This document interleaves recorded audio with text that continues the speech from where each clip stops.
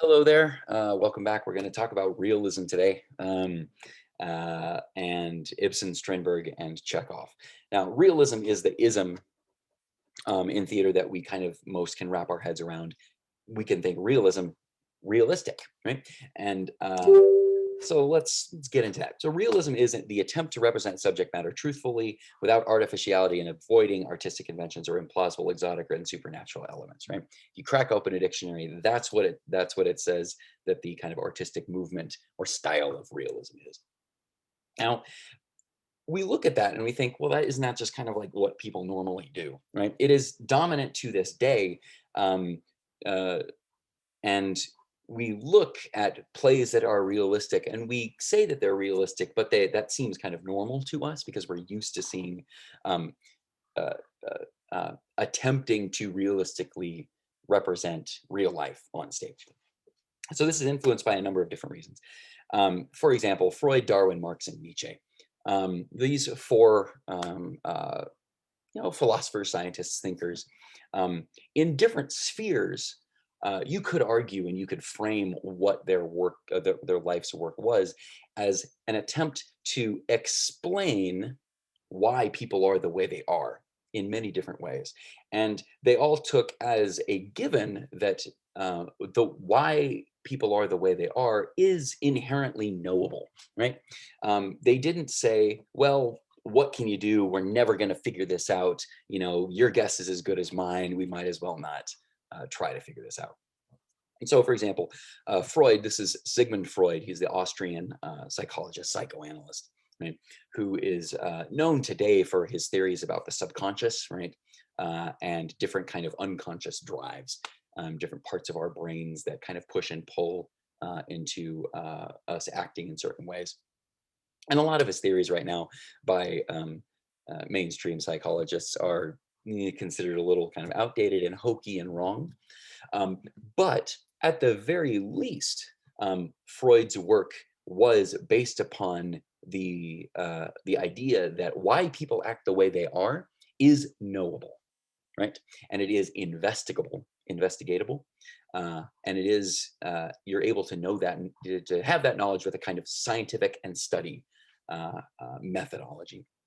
Darwin, similarly, whereas Freud was talking about why do people act and why are people's conscious, why do people make decisions because of subconscious drives the way they do. Darwin looked at kind of biology as a whole and asked, and sought to answer the question, why is life the way it is, right? Why are there different kinds of animals? Why are there kinds of animals and plants that there weren't before, and why aren't there certain kinds that there used to be in the past? Why aren't there dinosaurs now, right? And his famous work was on the origin of species, which talked about natural selection as a means by which animals evolve, right? By life evolves. And so Darwin, he also thought about the inherent knowability of why things are the way they are, and investigated and proposed theories as far as why. Marx, similarly, and all of these you could kind of solidly put under the umbrella of modernism, right? Not pre-modernism, not postmodernism, because like postmodernism kind of argues a little bit like some things are inherently like subjective and not knowable in some kind of overall universal sense. Marx was not that. He thought, no, history is absolutely knowable in kind of a larger objective sense, which puts him solidly in modernism. And he thought, well, as opposed to Darwin, like why do people act the way they do? Freud, as far as Darwin, why is life the way it is? Marx looked at, well, why are societies structured economically and politically the way they are, right? And he uh, took, he attempted to make a scientific kind of investigation of the past, right? And then project that into what he thought that meant for the future and what will happen. Um, and again, with the inherent knowability of societal structures. Nietzsche, Friedrich Nietzsche, as a philosopher, one of the things that he was uh, known for is kind of thinking about why do we have the morality that we do, right? And he, again, just like Freud, Darwin, and Marx, but in his own kind of sphere, uh, sought to investigate why people believe the things that they believe, and should we? Right? Uh, and similar to those kind of thought leaders, right, in the early modernist kind of period, the Industrial Revolution, as far as an economic um, revolution, right, dramatically changed how goods were created, how things were created. Prior to the Industrial Revolution, if you had an object that you could buy, most likely it was made start to finish in kind of a singular object, right? Um, with the Industrial Revolution, you started to mechanize and systematize different steps in that larger process, right? Which, if you think about that as an analogy to other kind of these modernist thinkers, right? You are really getting down to why this step happened, why this step happened, why this step happened, why this step happened, and looking at these different steps in isolation in order to get a broader story. And so realism, as far as theater, was looking at that too, right? Why specifically why do people act the way they do, right? In the under the broader umbrellas of stories, and also what can people do to change it, in a sense. Now, if you think if you're one of the things that realism also does is it brings kind of the focus of the theatrical world really down on the level of practicality and people, right? Much more so than, let's say, the afterlife, for example, right? Or even necessarily like telling you things about kind of moral instruction or didacticism. Right? It doesn't really concern itself as much with that. That's not its objective. Its objective is to show you how people are, and that might imply something, but the real goal is to show how people are.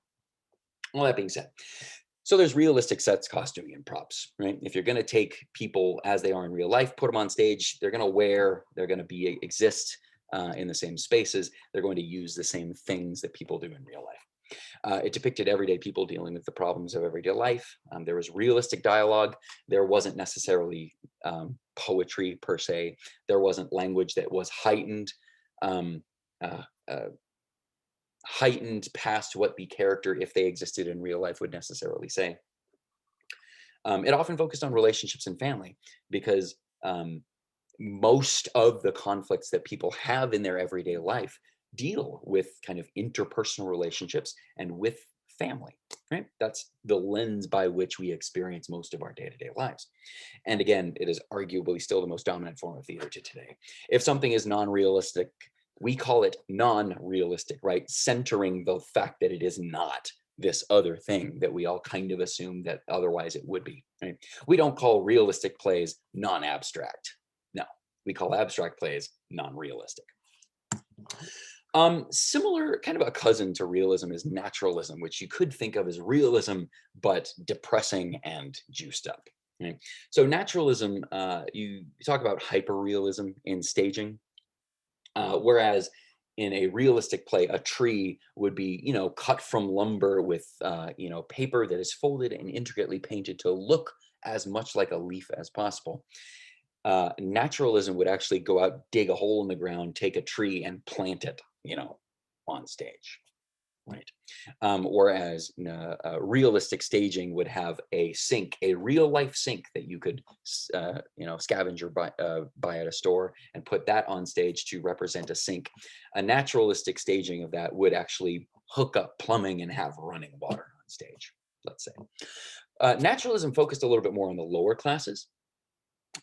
It talked about the reason why characters did, not because of even necessarily personal choice, but because of heredity and economics. Almost as if the reasons people do what they do, it's almost predestined, not in a metaphysical sense, but in a very literal sense that people do not have control, and that your economic status and your genetics determine what you will do and what kind of person you'll be. And again, it focused on why characters do what they do instead of what they do. And it's a little bit more pessimistic than realism. Realism still kind of takes the personal freedom and autonomy and free will aspect. Naturalism kind of says, no, you don't really have free will, because you are, an organism in this greater superstructure of society within the larger structure of biology, and your decisions really aren't yours; they're fated. It's a touch more pessimistic, that because, anytime you take away agency, and that's a part of a play, and if you put people who don't have agency on stage, and also tell the audience through through the rest of the play, hey, these people that don't have agency, they're basically like you're telling the audience that they don't have agency. And again, pessimism. So let's talk about this fellow, Heinrich Ibsen, 1828 to 1906. He's the world's second most produced playwright, after the obvious one, Shakespeare. Although his play, A Doll's House, is the most produced play as a piece of dramatic literature itself. A Doll's House is more widely produced than, Hamlet or Midsummer Night's Dream or Romeo and Juliet. People do A Doll's House more. That is one of his two most well-known plays, that and Hedda Gabler. His plays took aim at establishment morality, looking at marriage, the wisdom of the masses, Victorian moral hypocrisy, etc. Um, there were a lot of plays, kind of structures of plays bouncing around the 17th and 18th century in Europe. Um, they were called like the well-made play, that had very rigid structures. It was again kind of a pre-air or an era of neoclassicism that's like, okay, this is the structure of which you're going to do this play, has a beginning, middle, and end. At this point, there is a surprise that's revealed, right? And the good people are rewarded and the bad people are punished at the end.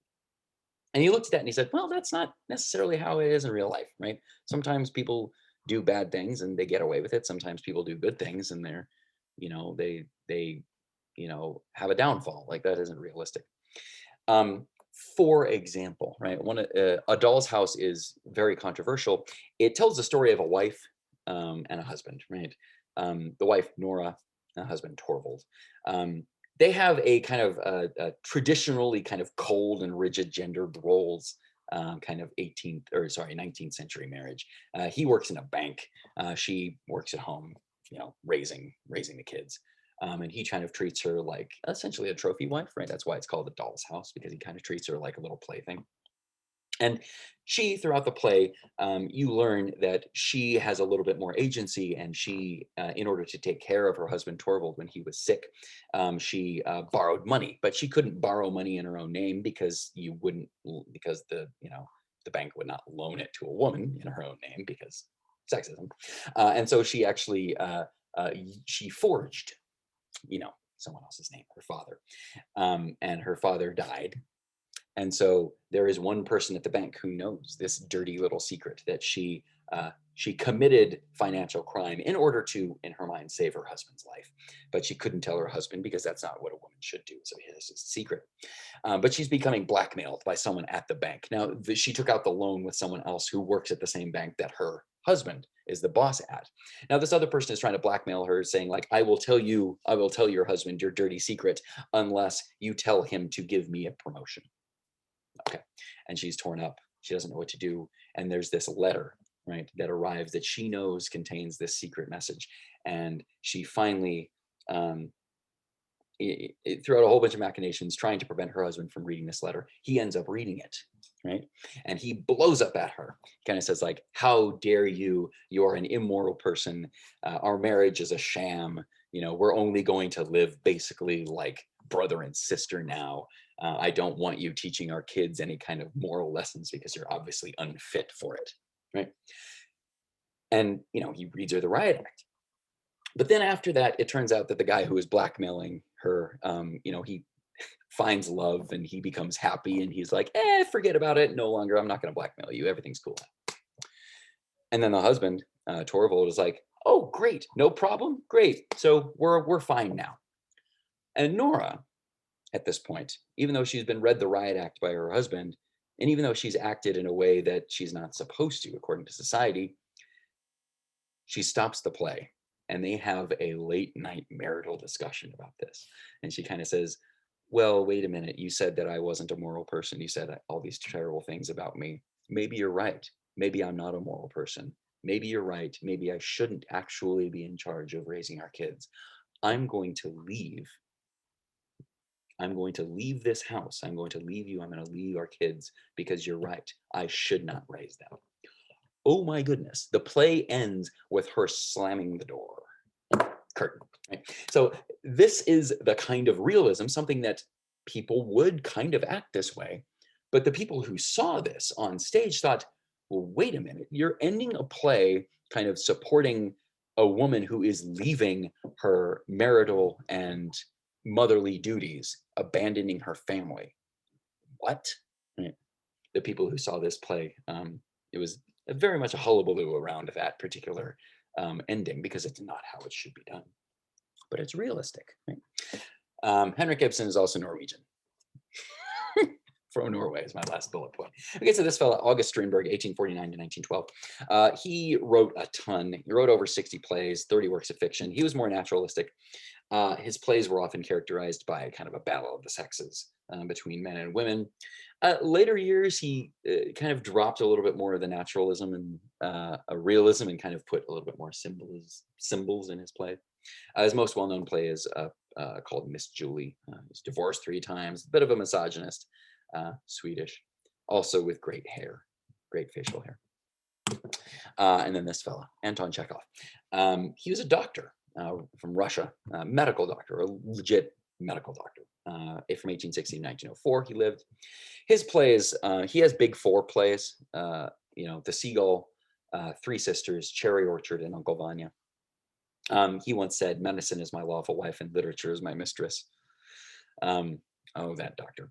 His plays focus on dialogue and action that is seemingly inconsequential, right?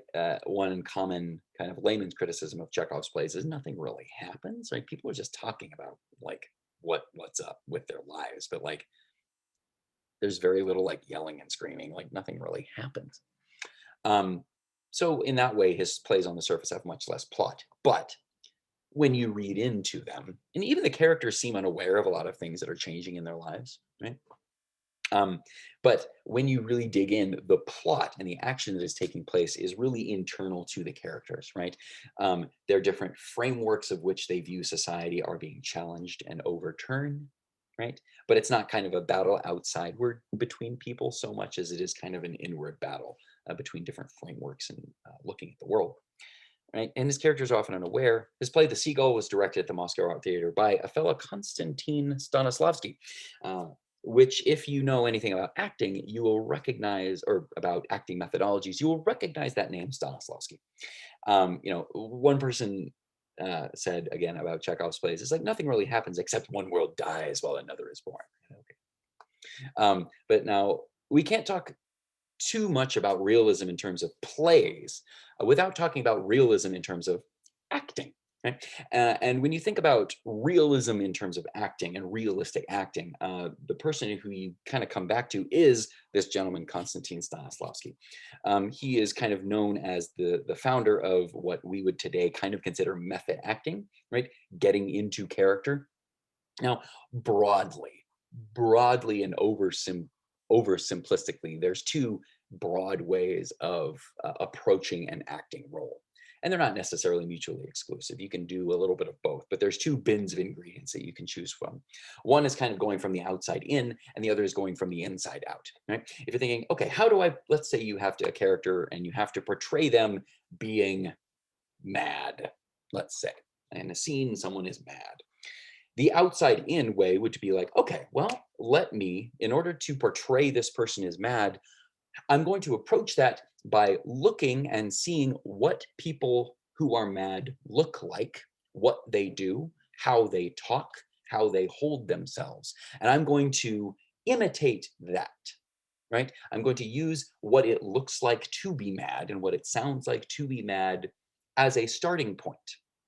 And in that, after having that, maybe it will be filled up. But it is less important that I, for example, feel mad or am thinking about something that makes me feel mad rather than whether or not I look and sound that way. Because the audience, all they can do is see what I look like and hear what I sound like. They don't know what's going on in my head. And so attaining that particular thing is much more important. And that's going to be my goal. It's the kind of like, well, I'm going to wear the shoes of the character. I'm going to get into costume and make the outside appearance be this character. And then that will help me portray them. Now, the other way is the inside out.